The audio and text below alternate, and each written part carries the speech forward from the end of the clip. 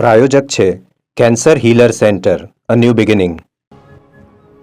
રાજ્યમાં ગરમીને લઈ હવામાન વિભાગની આગાહી આગામી 5 દિવસ ગરમીથી મળશે આંશિક રાહત. ઉત્તર ભારતમાં હિમવર્ષાના કારણે તાપમાન ઘટશે.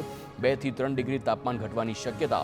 વેસ્ટર્ન ડિસ્ટર્બન્સના કારણે વાતાવરણમાં ઠંડક પ્રસરી શકે છે. પવનની દિશા બદલાતા ઠંડા પવનો ફૂંકાશે. સાસણ લાયન સફારી પાર્કમાં પીએમ મોદીએ સિંહ દર્શન કર્યા. ચુસ્ત પોલીસ બંદોબસ્ત અને વન વિભાગના ઉચ્ચ કક્ષાના અધિકારીઓ સાથે વડાપ્રધાનના કાફલાનો ભંભાફોલ નાકાથી પ્રવેશ થયો હતો અને રૂટ નંબર 2 ઉપરથી ખુલ્લી જીપ્સીમાં વડાપ્રધાને સિંહ દર્શન કર્યા.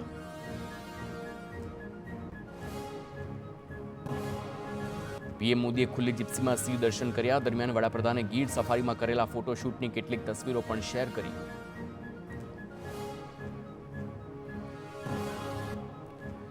મોદીની અધ્યક્ષતામાં 7મી રાષ્ટ્રીય વન્યજીવ બોર્ડની બેઠક યોજાઈ. હોદ્દાની રૂએ વડાપ્રધાન નરેન્દ્ર મોદીએ નેશનલ વાઇલ્ડલાઇફ બોર્ડના અધ્યક્ષ રહ્યા છે હાજર.